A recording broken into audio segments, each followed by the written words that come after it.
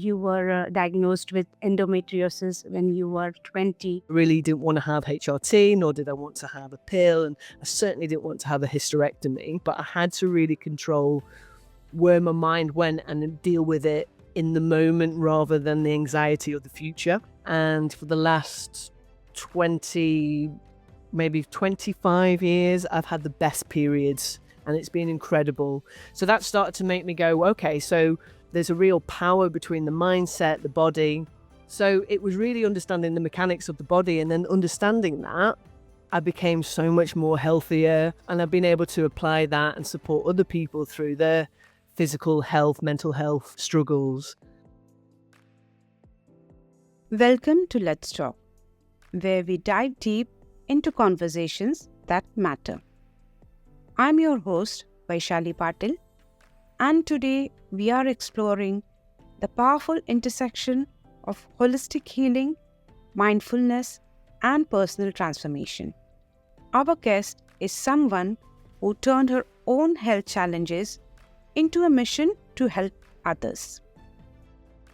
In her 20s, Sally McFerrin was diagnosed with endometriosis. Instead of accepting conventional treatments, she embarked on a journey that would transform not only her health, but her entire approach to wellness. Today, Sally is a respected mindfulness and well-being coach who has remained pain-free for 2 decades through holistic practices. But that's not all. When she's not helping others on their healing journeys, Sally takes the stage as Alabaster Queen, touring across the UK and Europe, proving that following multiple passions isn't just possible, but it's transformative. Get ready for an inspiring conversation about the power of holistic healing, the importance of listening to your body, and the courage to forge your own path to wellness.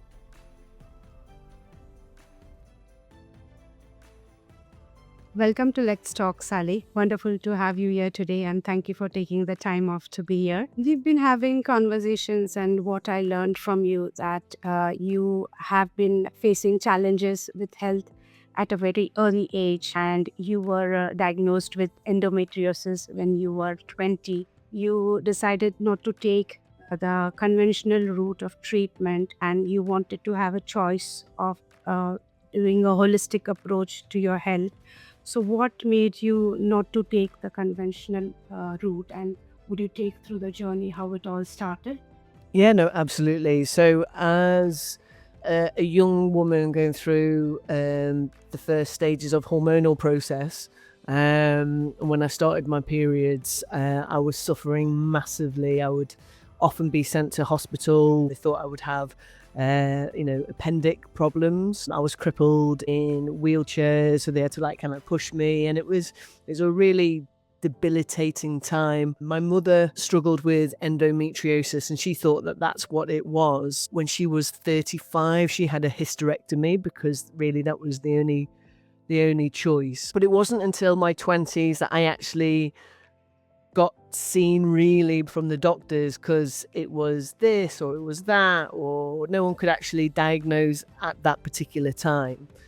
So I had an ultrasound. They couldn't see anything on the ultrasound. It was until I had keyhole surgery where they found the left ovary attached to the lining of the wall. And endometriosis is like a web, and it binds things around different parts of the body. Like my mother's colon was attaching to her lungs, of all places. So, she was really, really, really suffering. And at the time, I was only offered to either take the pill or have HRT. And that was only what was really offered to me. My partner's sister is a herbalist, and they went through with me some tinctures, and we looked at nutrition. So I had started to make a change in what I would eat, and started to really kind of see what was available for me, because I really didn't want to have HRT, nor did I want to have a pill, and I certainly didn't want to have a hysterectomy, which is something that my mother went through. And I certainly didn't want to be in pain anymore. And so I just did so much research. I knew that certain yoga positions would be useful.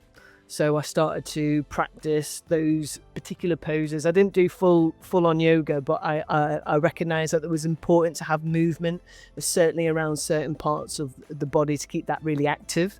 I changed my diet. Pulses, any kind of pulses are really great because it creates a fake endometriosis. So it kind of prevents the body from overcompensating in the body's area.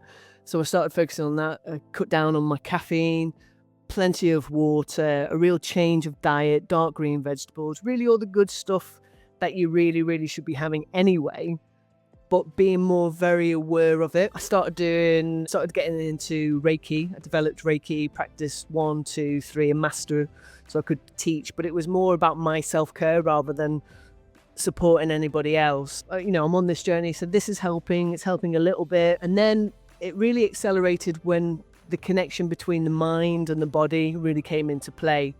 My mother, from an early age, would say this was going to be painful and it's going to be difficult. So I already had that mindset. So I had that fear. And when you have fear and anxiety, it's going to create cortisol already into the body's mechanics. So it's going to make the body be in stress, just the idea. And I would do that a week or 2 weeks before, just the fear of being crippled. So I had to really change my mindset, and I would say to myself, I love my periods. They're the most best periods in the world. And I know that sounds a bit silly, but I had to really control where my mind went and deal with it in the moment rather than the anxiety of the future. I also did EFT, which is called Emotional Freedom Technique, which is tapping. And combining it all together, I would say I'm now 42, and for the last maybe 25 years, I've had the best periods, and it's been incredible. So that started to make me go, okay, so there's a real power between the mindset, the body, feeding it feeding the environment correctly, physical movement, and using these ancient techniques. And tapping is very much on acupuncture points on the meridian lines.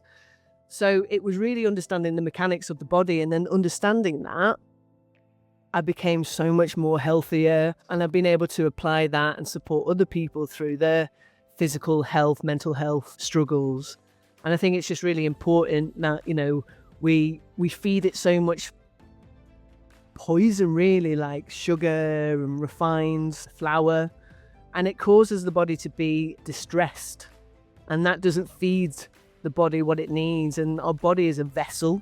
And like we would do with our cars, we would check it up, we'd have an MOT, we'd make sure that we're not putting lead petrol in a diesel car because that will malfunction the body.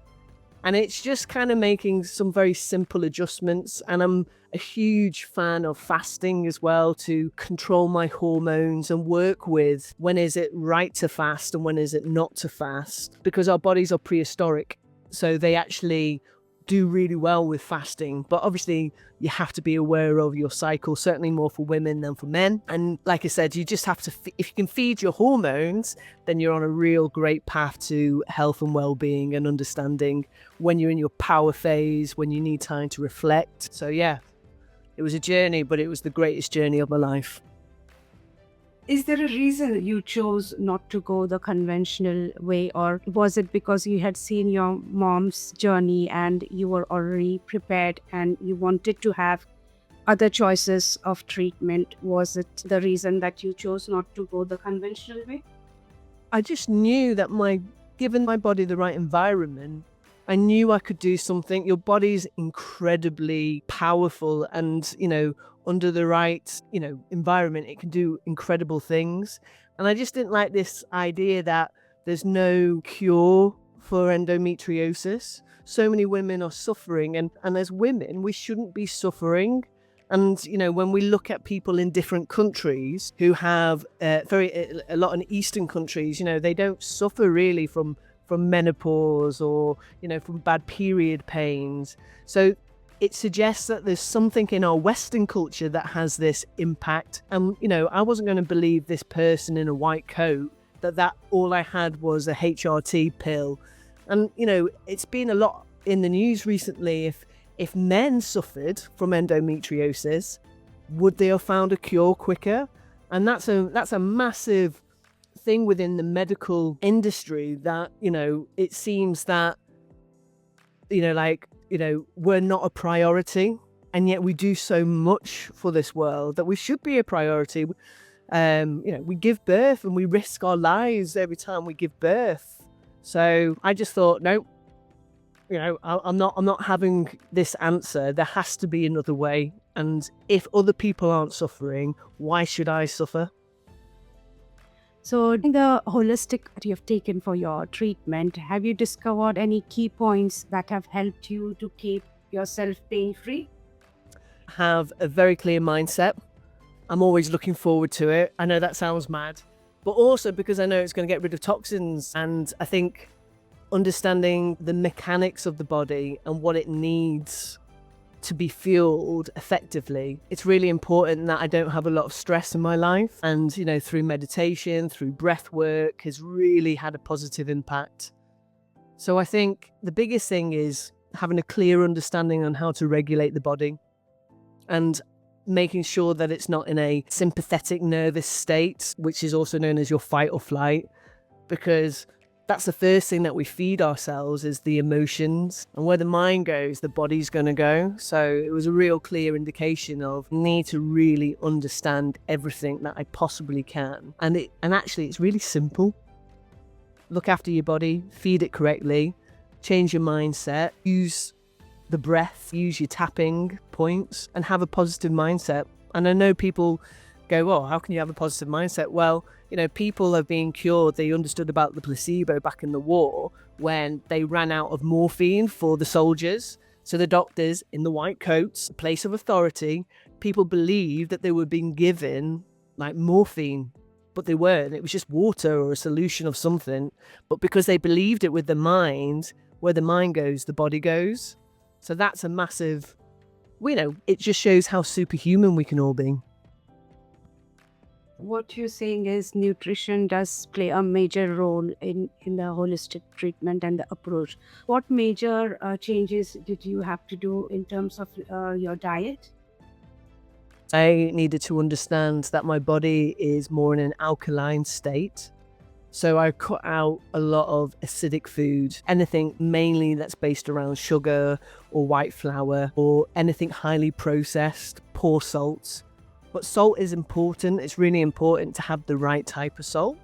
But the other type of salt, the table salt, has, it has an agent in it, to make it look more white and so on. So understanding clearly what I needed was more water, an alkaline diet, certainly more pulses around that time. So that really, a chickpea salad, or, maybe a cassoulet with lots of beans in there, good fibers.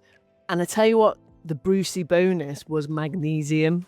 And, it reduces inflammation in the body, which is why joints are sore, arthritis is sore, why you get migraines, upset stomachs, inflamed, So having magnesium is going to help the body reduce its anxiety and reduce the inflammation around those areas. And magnesium is such an important mineral to absorb all the vitamins that we need.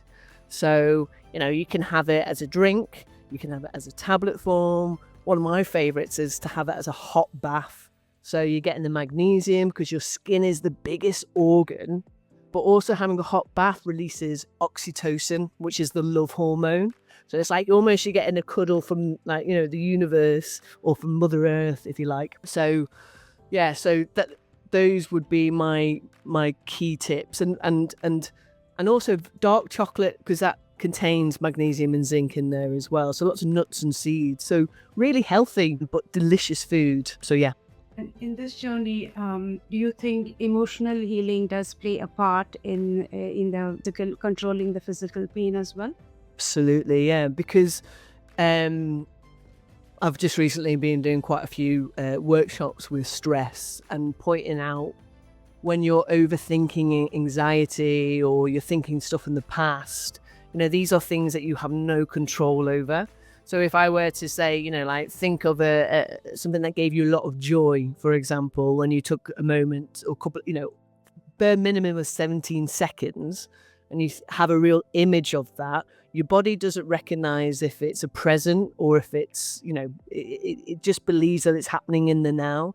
And that's why trauma has such an impact, like PTSD, because they're not, remembering the trauma. The body's reliving it as if it's actually happening.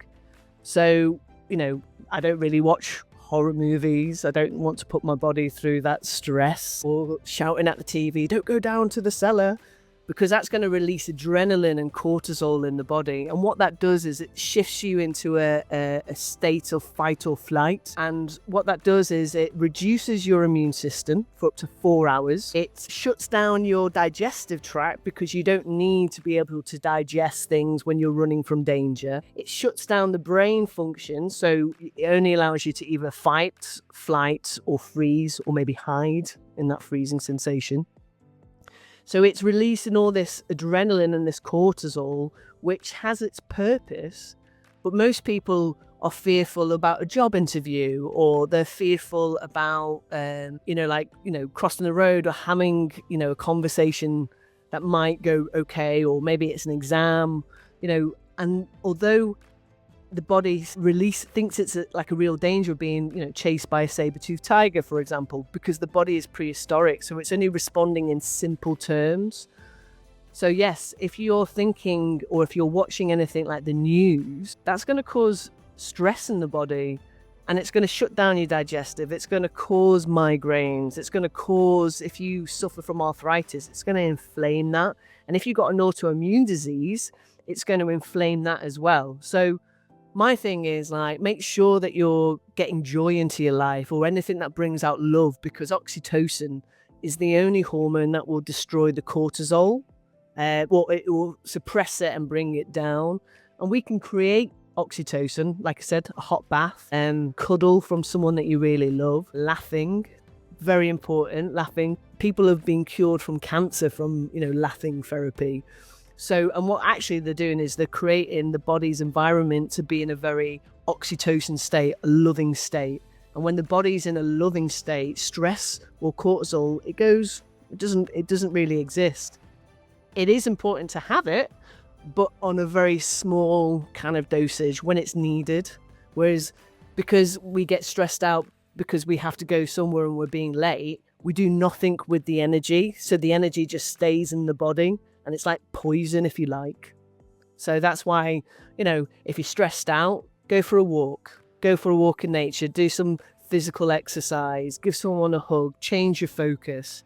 Don't allow the body to be poisoned. Almost, I truly believe we're our own alchemists. You do offer workshops for people to heal, mindfulness workshops. Could you just let us know more on that? Yeah, so for online workshops, I do once every other month, and it's about an hour and a half, and it's to teach people the mechanisms of the body. So when you have that information, it makes you more empowered to make change. We do a lot of activities like breath work, EFT tapping. I'll take you through mindfulness meditation. I'll break down the most 3 important things that you can do to change your emotional state. And also checking in with the body. Most people forget about the body and they're only thinking about the mind and the heart.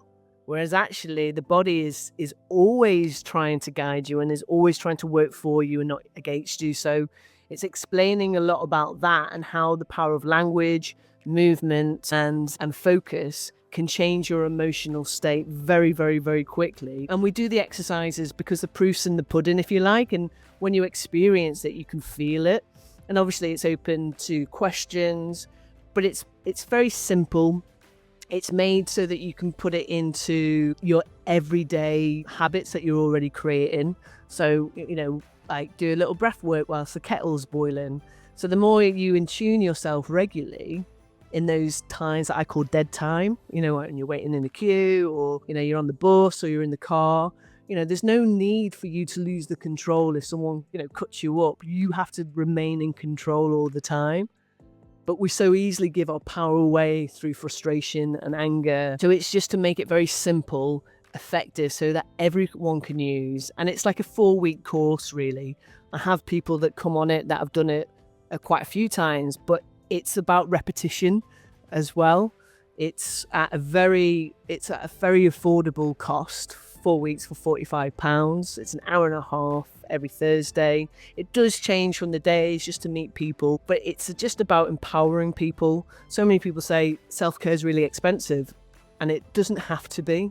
And once you've learnt these techniques, you breathe, you have fingers, and let me teach you about the power of your mind so that you can take yourself into different places.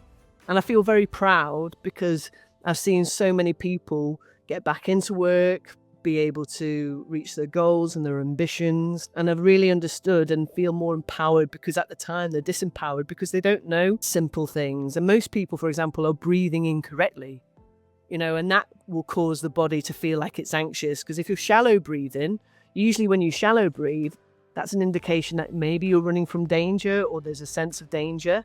So the body acts accordingly and then creates more of the stress hormone. So it's just about a couple of moments of conscious breathing. And the key thing is about being present. And I know it's a cliche, but being present is the greatest gift that you can give to yourself. And, it's a joyous experience. And I always learn as well from the people that I work with. I do that as well as one-to-one coaching. I've done retreats and festivals and stuff like that, just because I do like in person. I'm neurodiverse, so I prefer working with people on one-to-one and physically one-to-one. But I've adapted my neurodiversity so that I can, support people online who, maybe in a different country or 200 miles away. That's brilliant. I think because of, the technology, you can reach anywhere Exactly. and help people anywhere in the world. And I guess, like you said, if people take away, all the techniques that you teach them and make it a habit, I think if you keep doing it repeatedly, it just becomes a habit. And then it's just a second nature and part of your life to help you get through. So would you demonstrate a little breathing technique or the tapping that one technique that could help in day-to-day life? Absolutely. So I will demonstrate, we'll do triangle breathing. Triangle breathing is the baby to box breathing. And box breathing was created for the Navy SEALs who are in crisis. Now I'm like energy, loving the world, magical stuff. Whereas they are wanting, is it a fact? Is it scientifically, proven that this will do?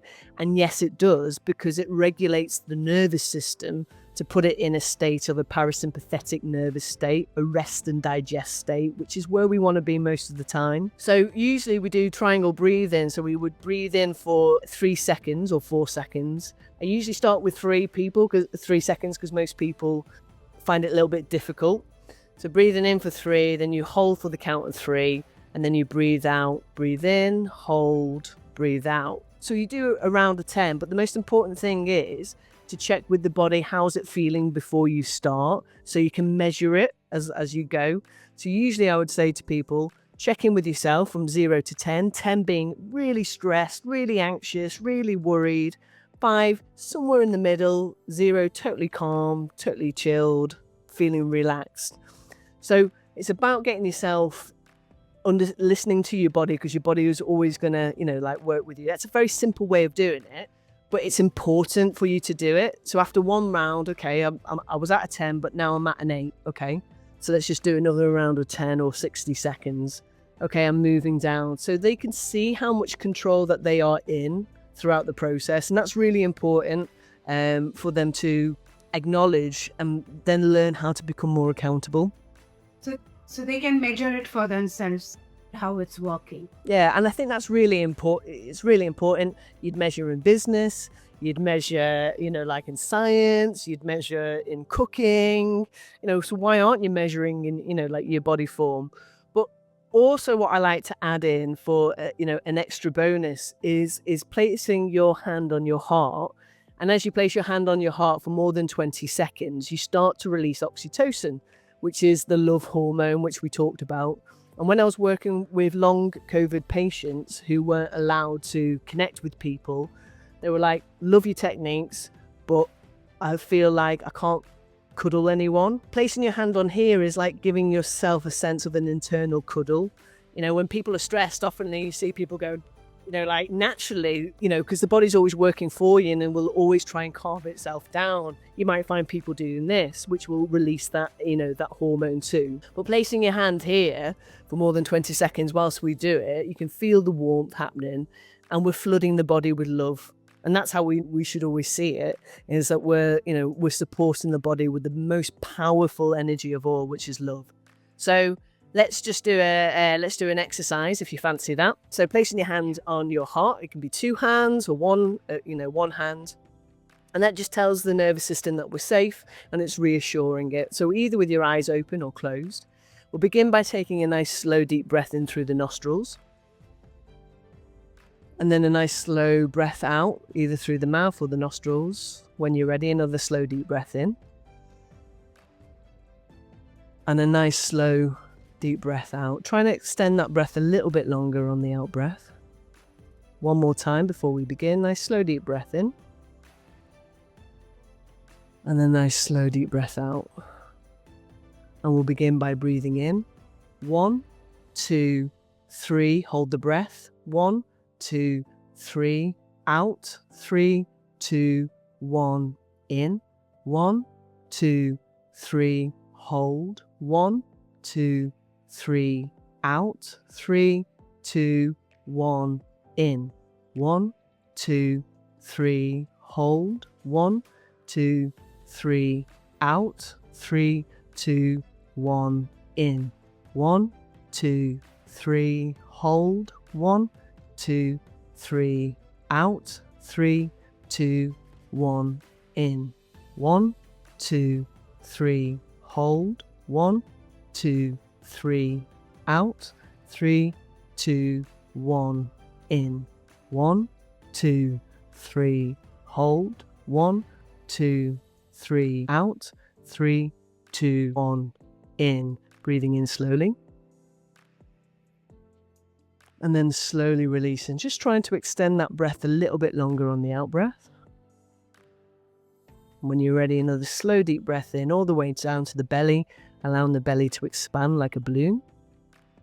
And then as you're slowly breathing out, just allowing the shoulders to relax, the facial muscles to relax. And we'll just do one more slow breath in. And a nice slow deep breath out. And just allow your body to find its natural rhythm of breathing. And just whilst you're there, just check in with the body and notice how the body's feeling. And if it feels good, if you're feeling a little bit more relaxed, it's really important that we reinforce that message.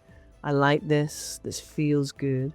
Because what we want to create is great emotional managers, so that when we are in a crisis, we go to this type of coping strategy as opposed to destructive types of coping strategies, which work, but for a short period of time, but the long-term effect is really negative. So breath is best. It's the first thing that you'll do in your life, and it'll be the last thing that you do.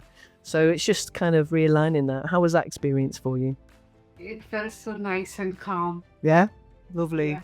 So simple, free of charge. No one would ever need to know that you were doing it.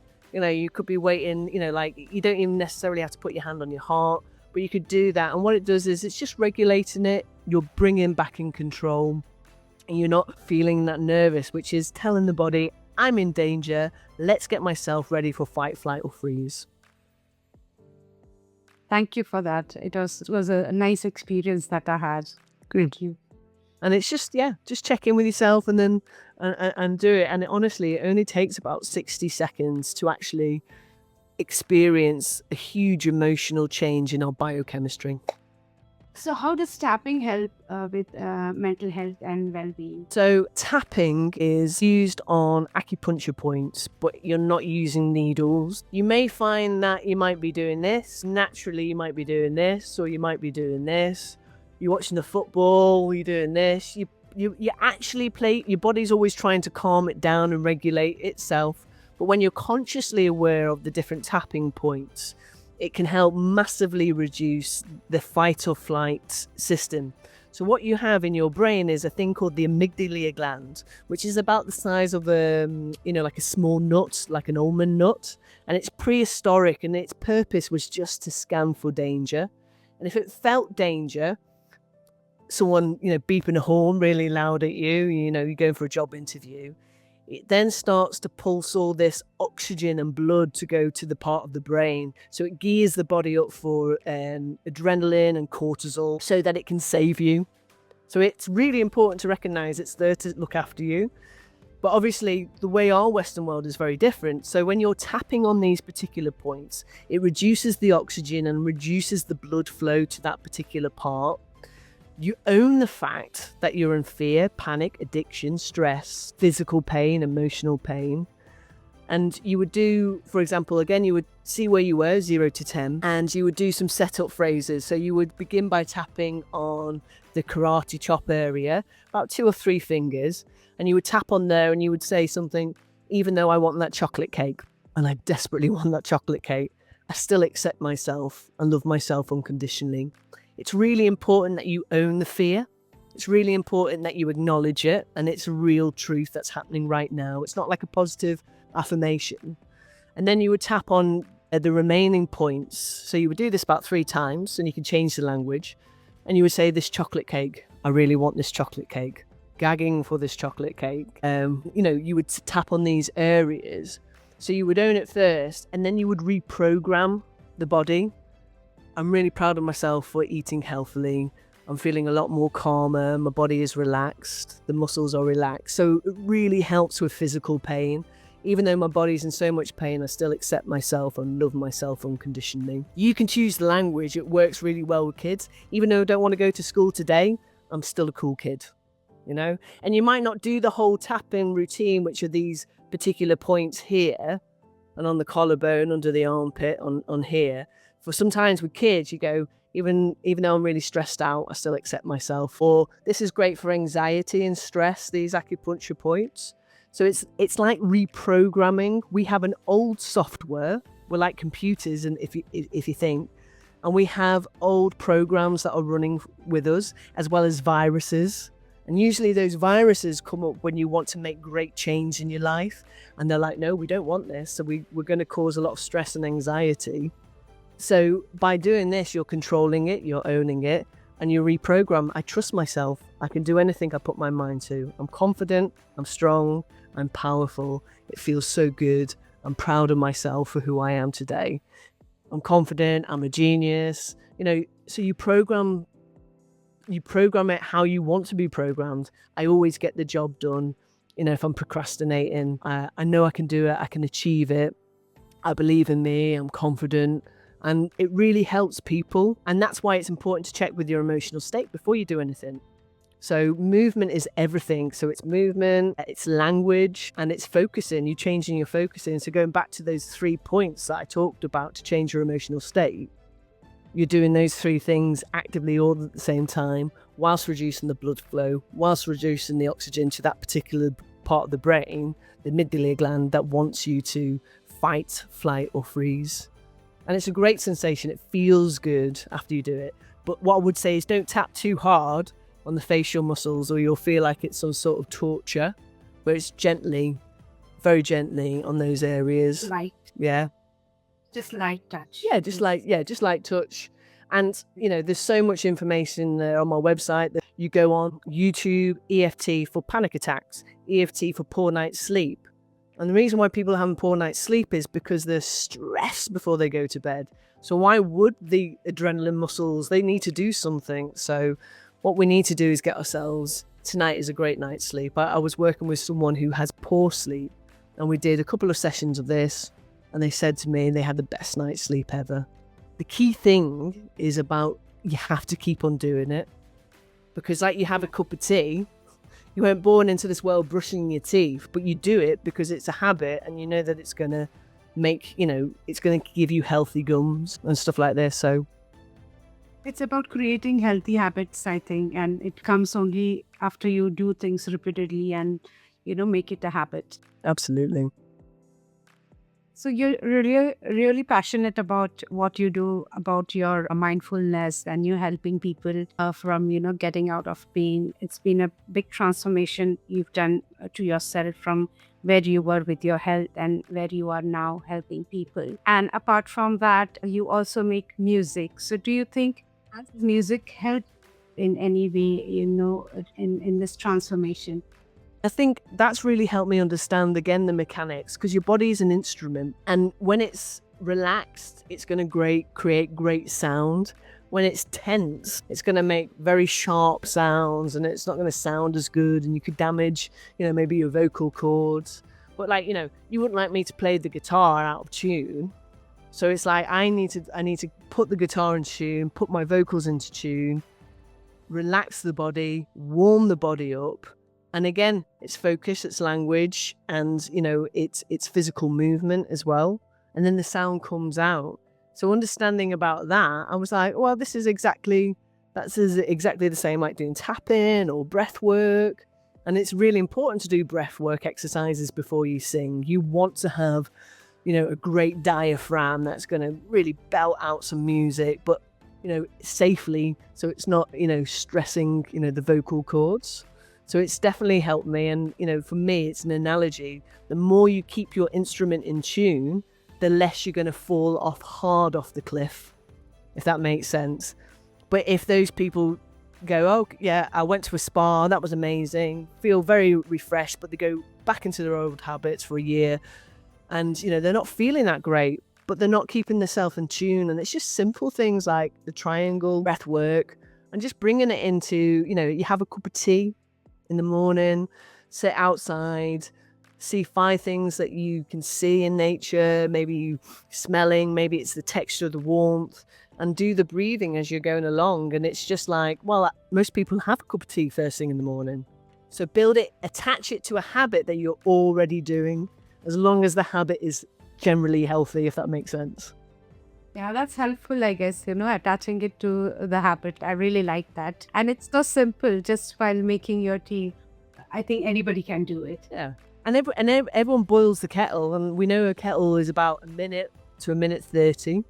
So whilst you're doing that, then it's a great opportunity to do that, and, why wouldn't you want to do something that's going to relax the body?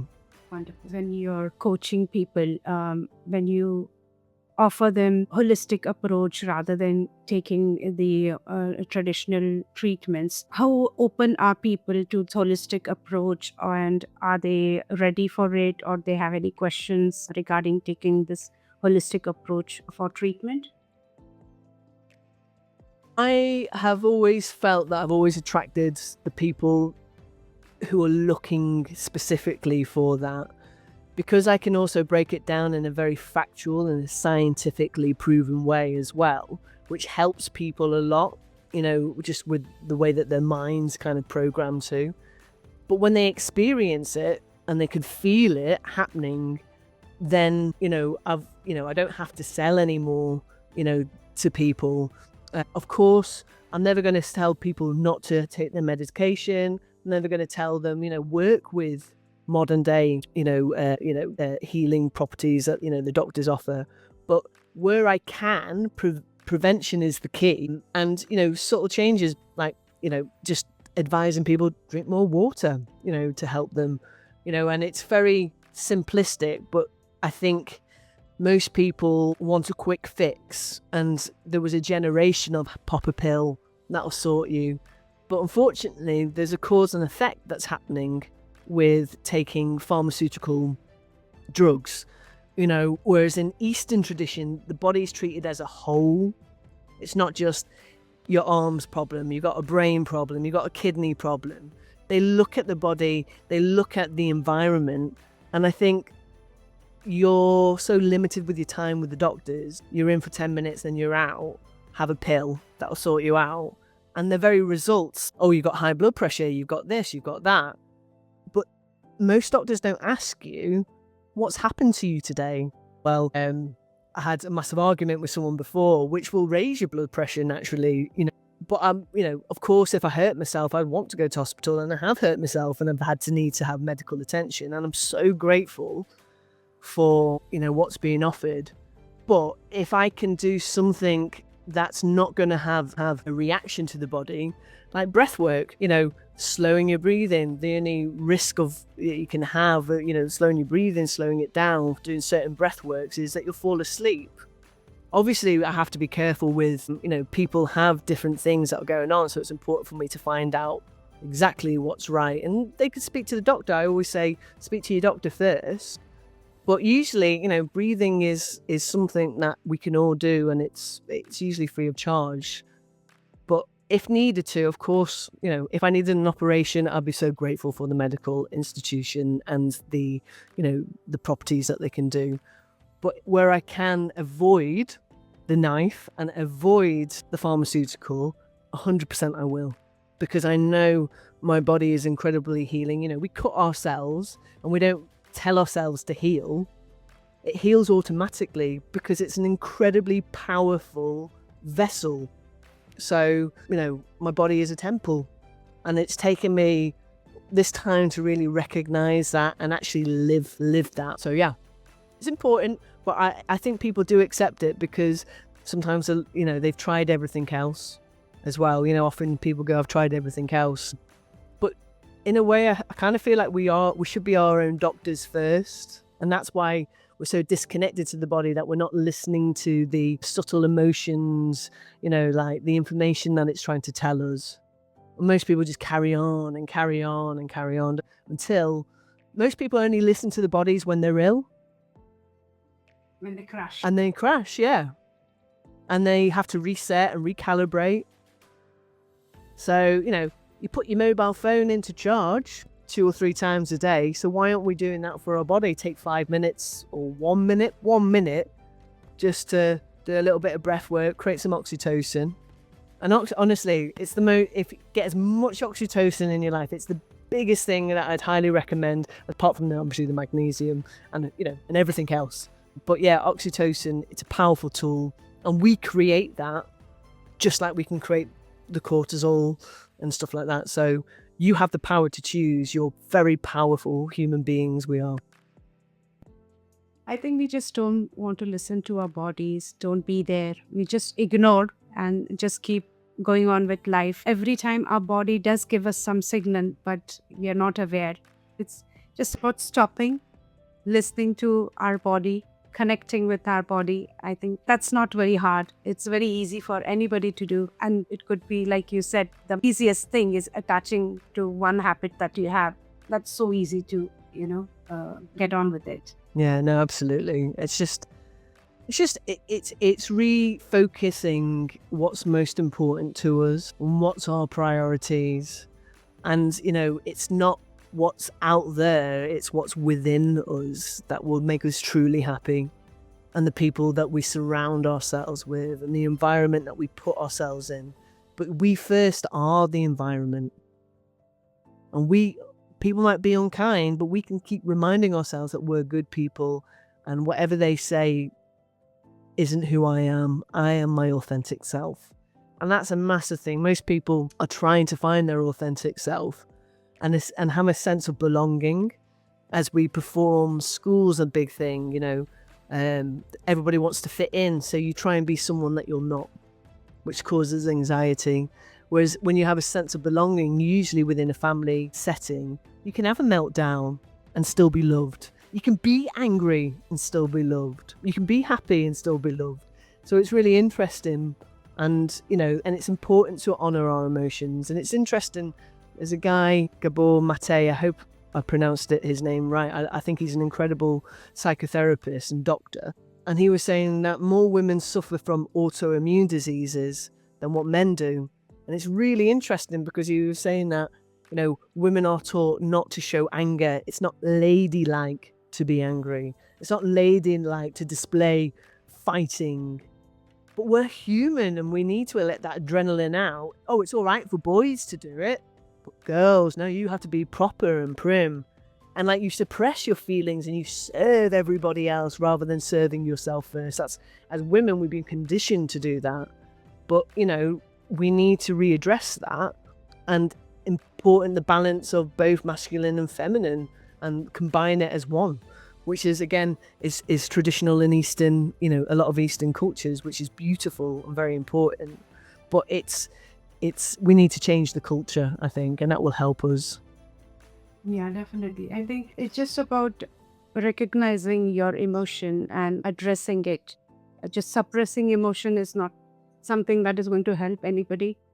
Once you express, I think you get a chance to let it out and address it basically. And that is a very helpful technique, I guess. Someone that needs dopamine, it's also quite an addictive hormone as well. So it's important to feed the hormones effectively and correctly. Certainly more so for women, because our hormones are very different to men's hormones. Do you think having any interest in the art form or getting connected with any art form, does it help people to keep a balanced life and find a purpose for themselves? I think purpose is really important. And, when we were asked as young kids, what do you want to do when you grow older? Well, I knew I kind of wanted to do something with it creatively, but it's taken me on a huge journey of self-discovery. Creativity is so important. But again, like we were told, either you're left-brained or you're right-brained. And that's not true. Actually, they need to work accordingly with each other. And it's great to express yourself as someone who's hyperactive. When I'm doing workshops, certainly within schools or, or anywhere really, I really recommend that people doodle. And I know that people are listening to me probably better because they are doing some sort of physical movement action. Dance is beautiful. I mean, if you think, like in tribes, there's not a lot of, the body's not at disease as much. They meet with each other. Lots of different cultures have dance. I feel sad that the English, we don't have like dancing. I'm like, wow, all these incredible styles of movement, but it's so healthy for the body. It's allowing the body, the oxygen and the blood to flow through different parts. Drawing, going for a walk, playing an instrument, singing, humming, whatever it is, we can all be creative, and so what if some people are better than others? That's certain different things. You'll find yourself, but you have to allow yourself to explore, because you never know what you're going to really, really, really enjoy. I love cooking. Cooking is therapeutic to me. I'm like, spices here, spices there. I'm in the moment. I'm moving. My language is good. That's creative. To me, playing guitar, writing music is creative for me. Performing, acting, public speaking, dancing. I always wanted to learn hip hop, but I'm still up for learning hip hop as well. I love Bollywood dancing. I love the way that the movements are so intricate and stunning, and the way that the body does it. Even jiu-jitsu and karate is an art form. So it doesn't have to be. It just get out and do it. Give it a go. Pick up a guitar, learn 3 chords. People at parties will love you for the rest of their lives. And the more you practice, guess what? The better you become. But you have to learn from your practice and perfect your practice. And that's when we should only be perfectionists, when we're perfecting something that we're learning at. And be great at doing it. Show up and be great for yourself. Be great at putting out the bin. You could be creative by tidying your house. I play the tidy up game, and I'm, like all sorts of movements with different styles of music playing. And being creative about your life does help. And great for the end. If you don't use it, you're going to lose it. And people with dementia, the more that people practice different things, learning different skills, it keeps it active, it keeps it healthy. And that's movement fundamentally. And when we become still and stagnant, we become diseased. So that's why anything that has movement is, for me, is incredibly creative and important. Thank you for being here, Sally. It was wonderful having you, and all the wisdom and insight. And your journey has been really inspiring and transformative. I hope it helps our listeners to take some bits from this today to make some changes to their life, and wish you all the best in all your ventures ahead. Thank you so much. Well, thank you so much, and have a wonderful day. And, whatever you do, make sure that you have fun. Thank you, Sally, for sharing your incredible journey and wisdom with us today. your story reminds us that healing is possible when we embrace our whole selves, mind, body, and soul. To our listeners, if Sally's story has resonated with you, you can find more information about her courses, retreats, and music with the link provided in the description below. Remember, your healing journey is uniquely yours, and it's never too late to explore new paths to wellness. Until then, keep listening to your body, stay open to new possibilities, and remember, every story matters, including yours. If you don't want to miss on such powerful conversations, make sure you follow us and don't forget to subscribe. I'm Vaishali Patil, and this has been Let's Talk.